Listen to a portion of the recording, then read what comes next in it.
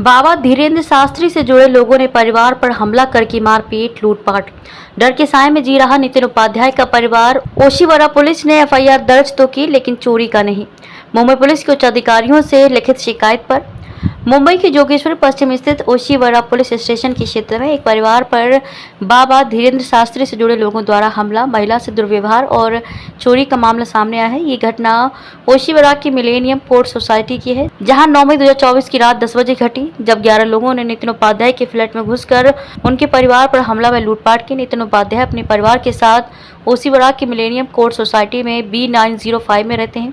9 मई 2024 को रात 10 बजे 11 हमलावर उनके फ्लैट में घुस आए और उनके साथ मारपीट लूटपाट की। हमलावरों ने फ्लैट से 80,000 रुपये नकद और कीमती आभूषण चुरा लिए। शोरगुल सुनकर सोसाइटी के कुछ लोग नीचे आए और कुछ हमलावरों को पकड़ लिया, जबकि बाकी फरार हो गए। पकड़े गए हमलावरों को पुलिस के हवाले कर दिया गया। पुलिस कार्रवाई पर सवाल।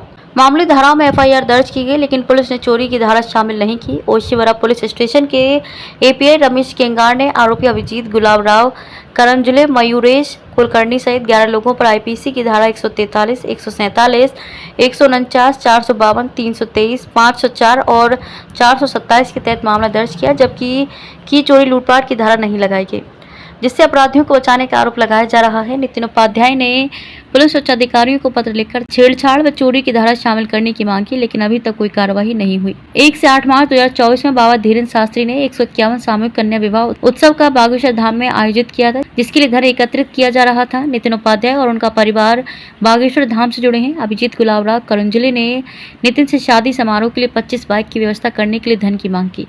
नितिन ने सुझाव दिया कि राजस्थान के अशोक शर्मा जी से संपर्क करिए। अमित ने शर्मा जी से संपर्क किया और 3.5 करोड़ रुपए की मांग की, जिसे अशोक शर्मा जी ने रिकॉर्ड कर लिया और वायरल कर दिया। इस वजह से बाबा धीरेन्द्र शास्त्री का राजस्थान में होने वाला कार्यक्रम रद्द हो गया और उनकी बदनामी हुई।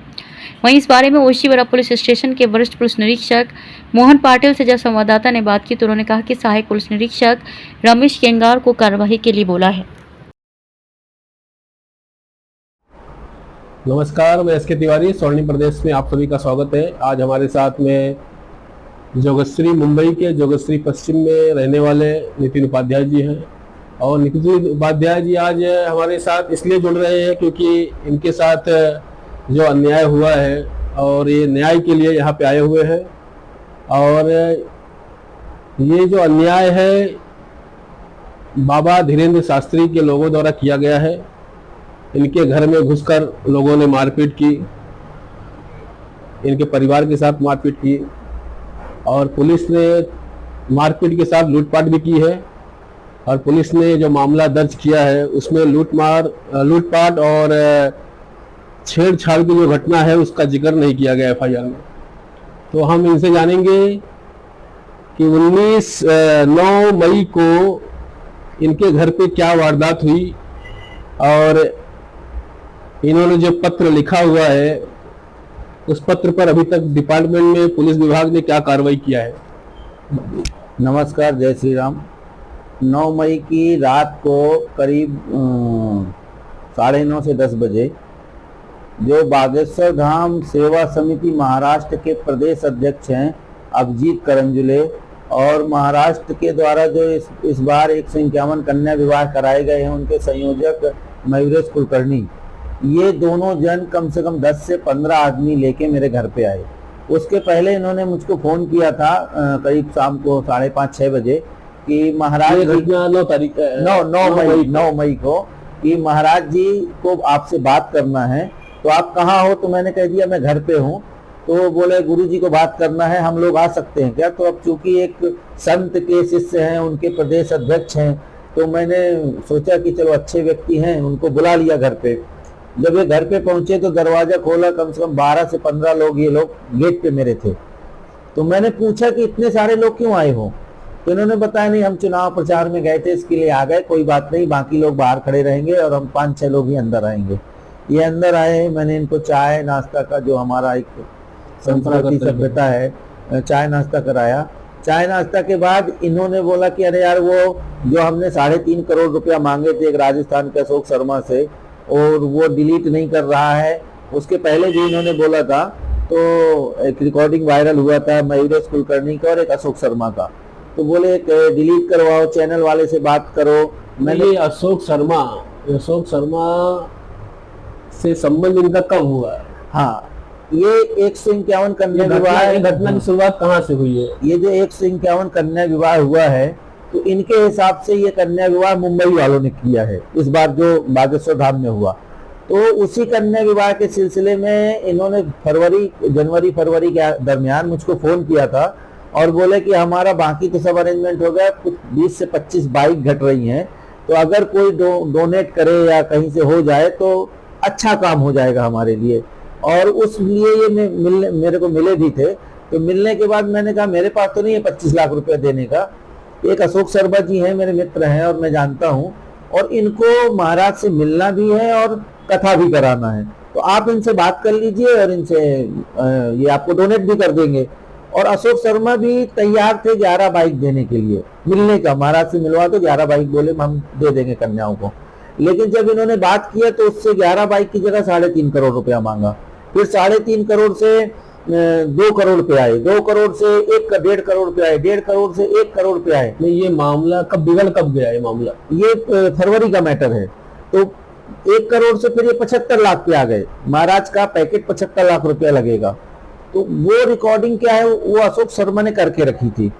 अभी राजस्थान में इनकी अभी कथा थी लास्ट मई और जून में, तो धीरेन्द्र शास्त्री जी ने उनके अपोजिट वाले को ये कथा दे दी।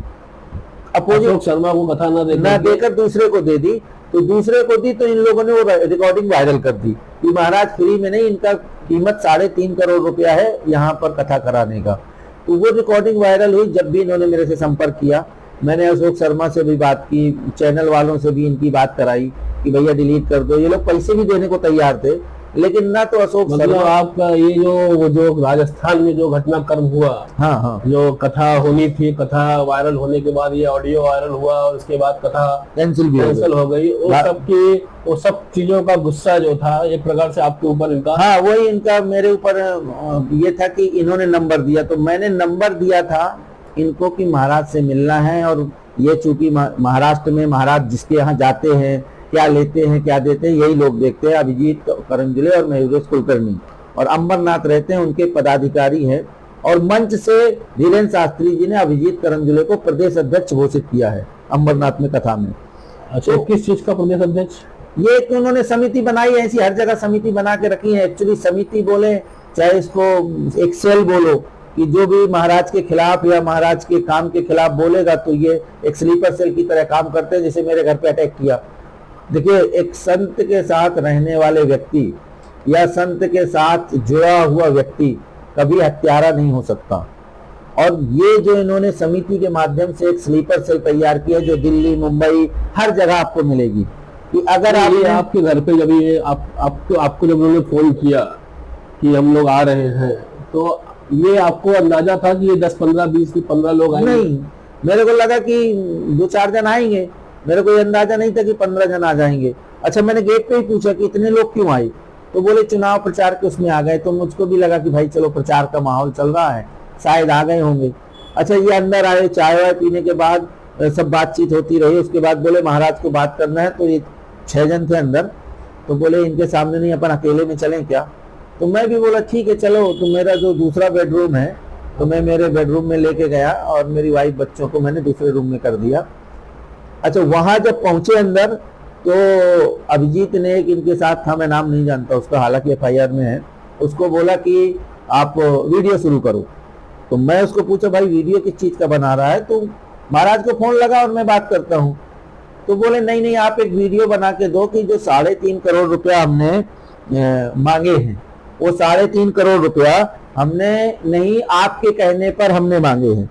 तो मैंने कहा भैया, मैंने तुमको कब बोला था 3.5 करोड़ मांगने का या 5 करोड़ मांगो? बोले नहीं, आप खाली इतना बना के दे दो, बाकी हम बात कर लेंगे, महाराज को अब आपसे बात नहीं करना।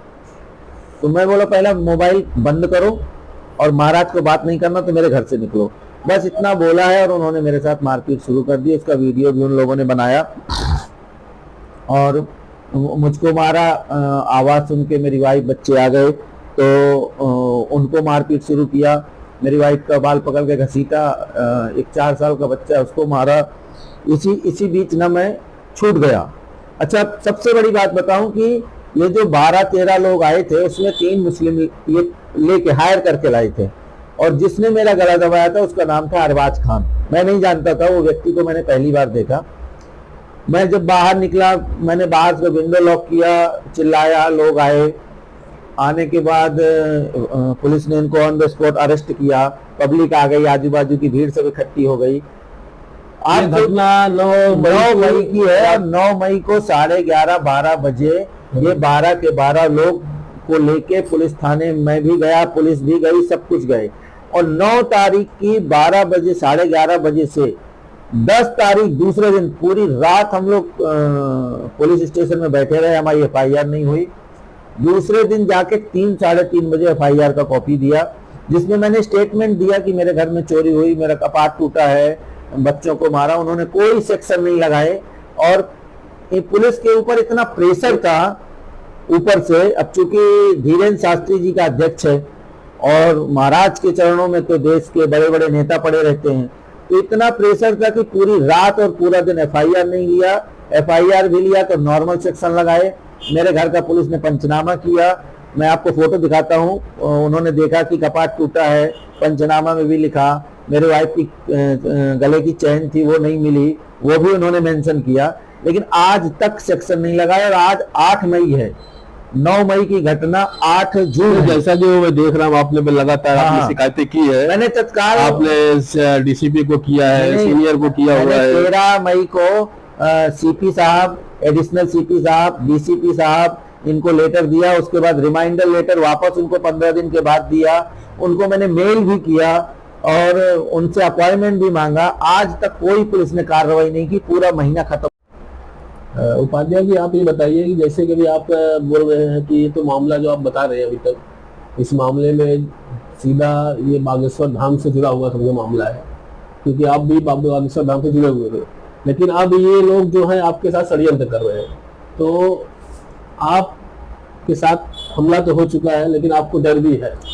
देखिए, इन्होंने अभी एक अंबरनाथ में मेरे खिलाफ कोई फर्जी कंप्लेन की है।